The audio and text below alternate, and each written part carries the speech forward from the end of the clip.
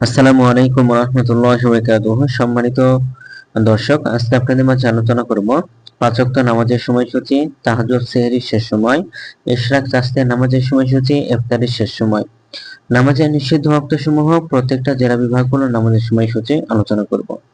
তো আজকে বুধবার 20শে আগস্ট 2025 ইংরেজি, 5 ভাদ্র 1432 বাংলা, 25 সফর 1447 হিজরি। ঢাকার মতো পার্শ্ববর্তী এলাকার নামাজের সময়সূচিগুলো তুলে ধরবো। তারপর অন্যান্য জেলা বিভাগগুলোর নামাজের সময়সূচিগুলো আলোচনা করব। তো আপনারা যে যেখান থেকে ভিডিওটা দেখছেন, আপনাদের নিজ জেলার কমেন্ট করে একটু জানাবেন।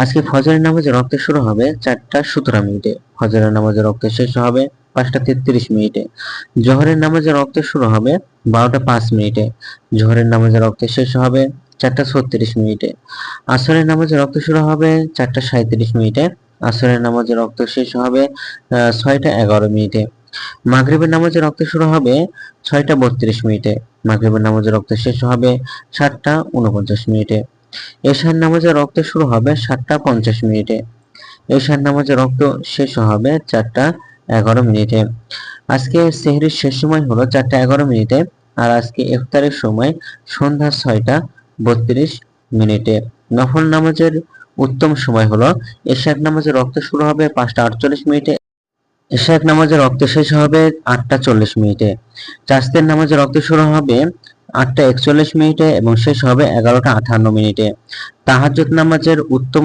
সময় হলো রাত 9টায় শুরু হবে এবং 4:11 যে তাহাজ্জুদ নামাজের রক্ত শেষ হবে।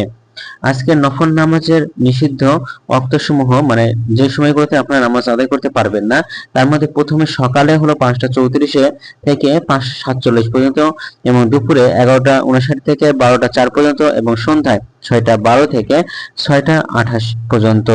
এগুলো ঢাকার মতো পার্শ্ববর্তী এলাকার নামাজের সময়সূচি। এখন আপনাদের মাঝে আলোচনা করব বিভাগীয় শহরের জন্য উল্লিখিত সময়ের সঙ্গে যেসব বিভাগের সময় আপনারা যোগ বিয়োগ করবেন তা হলো এই: বিয়োগ করবেন চট্টগ্রামে 5 মিনিট এবং সিলেটে 6 মিনিট কম করবেন। ঢাকার মতো পার্শ্ববর্তী এলাকায় যে নামাজের সময়সূচিটা রয়েছে সেখানে চট্টগ্রামে 5 মিনিট এবং সিলেটে 6 মিনিট কম করে গণনা করবেন, তাহলে কিন্তু হবে। যোগ করবেন খুলনাতে 3 মিনিট, রাজশাহীতে 7 মিনিট, রংপুরে 8 মিনিট, বরিশালে 1 মিনিট বেশি করবেন। ঢাকার মতো পার্শ্ববর্তী এলাকায় যে নামাজের সময়সূচিটা রয়েছে সেখান থেকে খুলনাতে 3 মিনিট, রাজশাহীতে 7 মিনিট, রংপুরে 8 মিনিট, বরিশালে 1 মিনিট বেশি করে গণনা করবেন, তাহলে কিন্তু হবে। আজকের ভিডিওটি পর্যন্ত ছিল, আর এই সূত্রগুলো নিয়েছি ইসলামিক ফাউন্ডেশন থেকে। ভিডিওটি ভালো লাগলে অবশ্যই চ্যানেলটি সাবস্ক্রাইব করে পাশে থাকবেন। ধন্যবাদ সকলকে। আসসালামু আলাইকুম ওয়া রাহমাতুল্লাহি ওয়া বারাকাতুহু।